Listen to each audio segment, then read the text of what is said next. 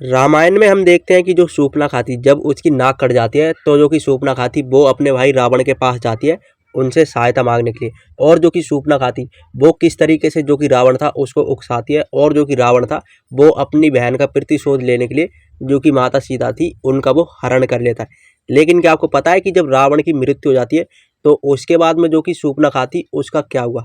अगर आपको नहीं पता तो बने रहिए इस वीडियो के अंत तक।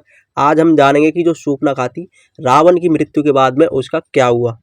रामायण की जो सबसे बड़ी खलनायिका थी उनमें से एक थी शूर्पणखा। और जब शूर्पणखा भगवान श्री राम को देखती है तो उनके प्रति उनको आकर्षण होने लग जाता है। भगवान श्री राम क्योंकि बहुत ज़्यादा सुंदर थे, जिसके चलते ही जो कि शूर्पणखा थी उनको उनके प्रति बहुत ज़्यादा आकर्षण होने लग जाता है। और जो कि शूर्पणखा थी अब वो भगवान श्री राम को अपने पति रूप में चाहने लग जाती है। वो ये सोचते हैं कि मेरा विवाह इनके साथ में हो जाए और ये मुझे पति रूप में मिल जाए। लेकिन जो भगवान श्री राम थे उन्होंने तो पहले से ही एक पत्नी व्रत धारण कर रखा था।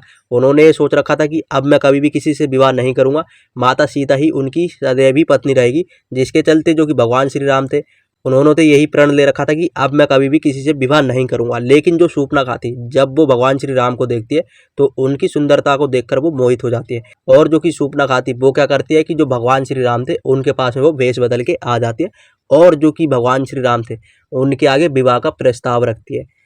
लेकिन जो कि भगवान श्री राम थे उन्होंने तो एक ही पत्नी का प्रण ले रखा था। जिसके चलते जब शूर्पणखा उनके आगे विवाह का प्रस्ताव रखती है तो जो कि भगवान श्री राम थे वो यहाँ पे मना कर देते हैं कि मैं आपसे विवाह नहीं कर सकता हूँ, मेरा पहले से ही विवाह हो चुका है और मेरी पत्नी भी मेरे साथ में है। और भगवान श्री राम ये भी कहते हैं कि मैं विवाह नहीं कर सकता हूँ क्योंकि मैंने एक ही पत्नी का प्रण ले रखा है। हाँ, अगर तुम चाहो तो मेरे छोटे भाई से पूछ सकते हो, उनसे तुम विवाह कर सकती हो। तो जो कि शूर्पणखा थी वो जब लक्ष्मण जी को देखती है तो जो कि लक्ष्मण जी थे वो भी बहुत ज़्यादा सुंदर थे। अब जो कि शूर्पणखा थी वो उनके पास में जाती है विवाह का प्रस्ताव लेके।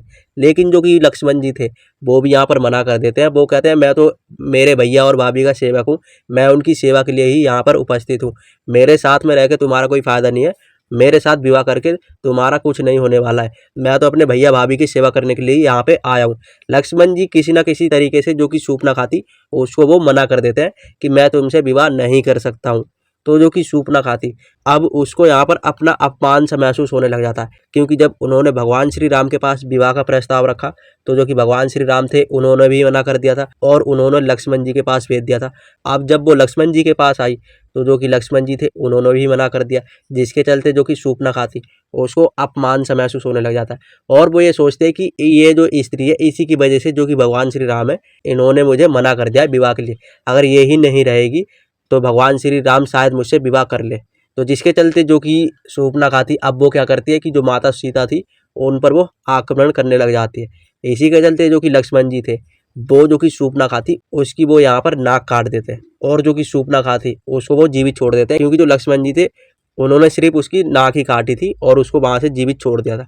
अब जो कि शूर्पणखा थी वो क्या करती है कि पहले वो जाती है खर और दूसर के पास सहायता मांगने, क्योंकि जो खर और दूसर थे वो भी शूर्पणखा के भाई ही थे।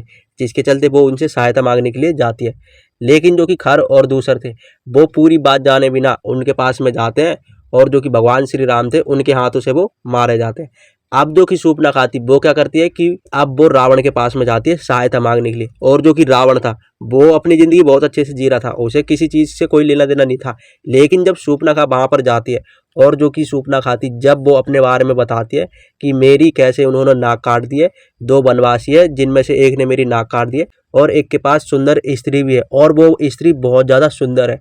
लेकिन जब रावण माता सीता के बारे में सुनता है और उनकी सुंदरता के बारे में शूर्पणखा के मुंह से सुनता है तो जो कि रावण था वो यहाँ पे क्या करता है कि जो शूर्पणखा थी उनका प्रतिशोध लेने के लिए जो कि रावण था वो मारीच के पास में जाता है और जो कि मारीच था वो स्वर्ण का मृग बन के जाता है और जो कि माता सीता थी उनको वो आकर्षक करता है। जिसके चलते जो कि भगवान श्री राम थे वो यहाँ से जो कि मृग था उसको लेने चले जाते हैं और जो कि लक्ष्मण जी थे वो भी जो कि माता सीता थी उनको कुटिया में अकेले छोड़ के चली जाते हैं और लक्ष्मण रेखा भी खींच के चले जाते हैं। लेकिन जो कि रावण था वो यहाँ पर भेष बदल के आता है और जो कि माता सीता थी उनका वो हरण कर लेता है।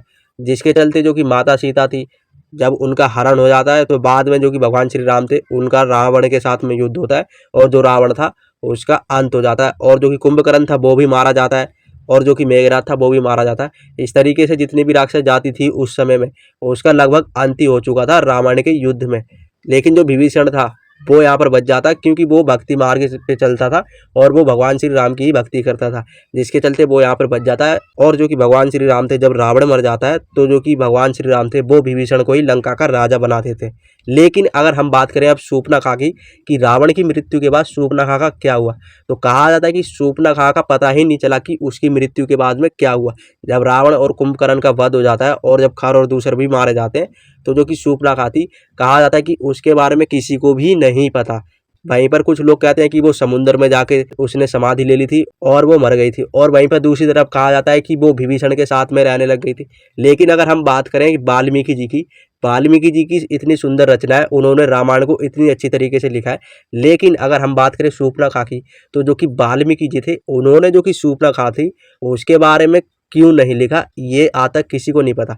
आपने देखा होगा कि जब जो कि शूर्पणखा थी रावण को वो उकसा देती है, तो उसके बाद में जो कि शूर्पणखा थी उसका किसी को पता ही नहीं चलता कि वो कहाँ गई।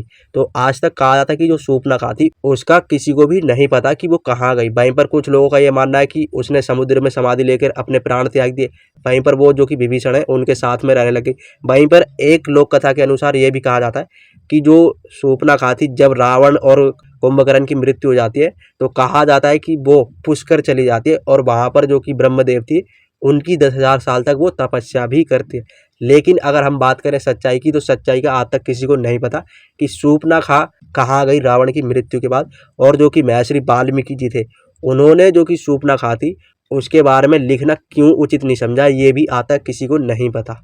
तो ये थी शूर्पणखा की कहानी, जिसने रावण को माता सीता का हरण करने के लिए उकसाया। और जब रावण माता सीता का हरण करके लंका में ले आता है, तो जो कि भगवान श्री राम थे उनका रावण के साथ में युद्ध छिड़ जाता है, और जो कि कुंभकर्ण, मेघनाद और जो कि रावण थे उन तीनों का अंत हो जाता है। और जो कि विभीषण थे वो लंका के राजा बन जाते हैं जब रावण का अंत हो जाता है।